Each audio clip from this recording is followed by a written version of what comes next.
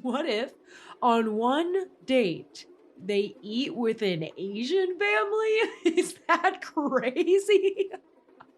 Hello and welcome to the Trashler. I'm Callie. I've been watching this show since I was a small child, and now I'm recapping it as an adult.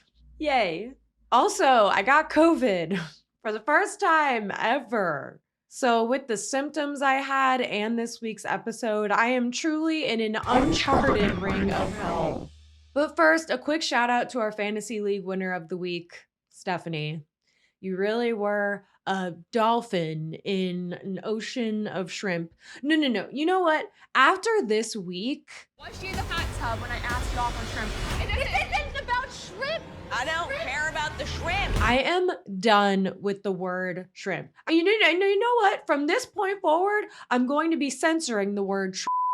Shrimp soup, shrimp stew, shrimp salad, shrimp and potatoes, shrimp burger. We start this week's Chronicles of Straight Colton with the pre-rose ceremony divorce mediation between Elizabeth and she who must not be named, who doesn't seem to have any dexterity in her neck. You're fake. You're fake. You're toxic and fake, and I made and none of y'all looked at me when I made the No, I see you going behind me, and you know I can't move like that after my neck filler. Straight Colton completely detaches from his physical body and enters a realm void of space and time. You're going deeper into your cave, and you're going to find your power animal. Once he realizes what's actually happening here, We're not resolving conflict, we're talking about he gets so mad that he cancels the rest of the pre-rose ceremony cocktail party. This causes the girls to go full Game of Thrones, and girls girl Genevieve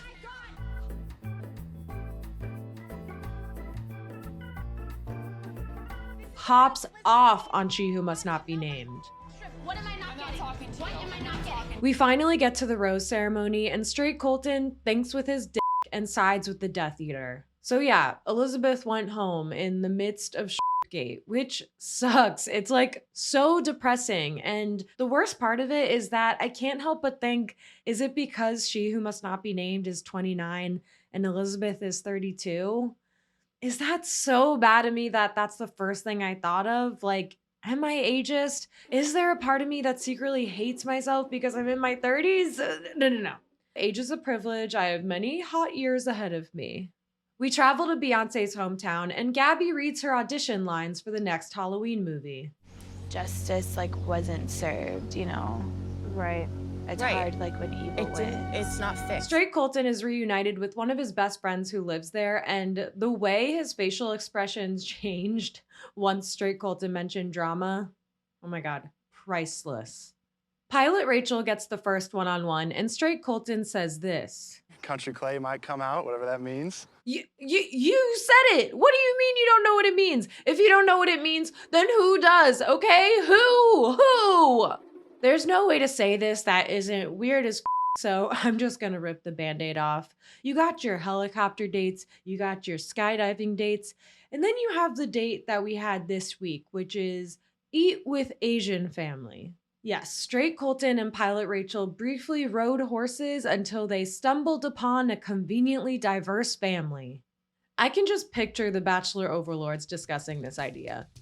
Okay, settle down. Okay, so obviously we're gonna have another straight white male host this season, right? I mean, yeah, that goes without saying, right, Rick? But the network is banging on me for not meeting our diversity and inclusion quota, so I had this crazy idea.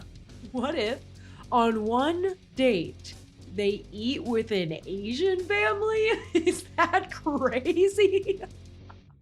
No, yeah, I mean, they're obviously going to be eating like burgers and ribs. None of that weird kimchi shit. Also, how stupid do they think we are? Last week, they really expected us to believe that Straight Colton and Sarah stripped down to their underwear that happened to be perfectly matching, perfectly new sets, which would have been visible under her dress, mind you. And now you really expect us to think that they're just running into this family that happens to be camera ready and happens to have enough food for everyone? I do appreciate this kind of low-key date, but it was very bizarre, and Pilot Rachel just reeks of fakeness to me. Everyone, hi. Is anyone else getting that vibe? She just seems super disingenuous, very pageant, very Stepford Wives. The night portion of the date is rightfully capped off with a mandatory private concert with none other than, say it with me, Restless Motherfucking Road. Bow, bow, bow. Take me home, restless road, to the place where I belong. I have no idea who these guys are. I just thought they were 3 boys selected by the TikTok algorithm. But it turns out they placed on the X Factor in 2013, which was 9 years ago. How old are these guys? Our final date of the night is the Bachelor Bowl, which is apparently a huge deal in Bachelor Nation because look at this montage. Like, this is a real sequence of video that played during this week's episode. They really gave us a montage of previous seasons. No joke, I don't think they've ever done this before, and I don't think they should ever do it again. Because, must I remind you, this show is 2 hours long every single week. We don't need to be adding older footage. If anything, we need to be deleting footage, trimming footage, you know, maybe even cutting out certain storylines entirely. This date was pure chaos, so I just want to rapid fire 3 moments that killed me in the best way. Oh my God. I'm really excited because, you know I come in as an Olympian, and so throw the ball to me. Gabby, you gotta protect. Why? She said why? Black, blue, and purple. Ow. My winner of the week is Pilot Rachel's middle name. Rachel Joanne Recchia. Because you know who else has that middle name. You know who else has that middle name. Say it with me. That's right, Lady Gaga. If there's any semblance of a Lady Gaga reference, I will reach for it and I will talk about it. And you just have to deal with it, okay? My loser of the week is, you guessed it, spandex sets. There are other ways to look hot. Thank you so much for watching, and I'll see you next time. Oh, I'd like to give out one final award. This is the What the F award for sentence I never thought I'd hear on this usually predictable show. And the What the F award for sentence I never thought I'd hear on this usually predictable show goes to... I peed on myself in front of Busta Rhymes. You did it, Sarah. Congrats. So gross.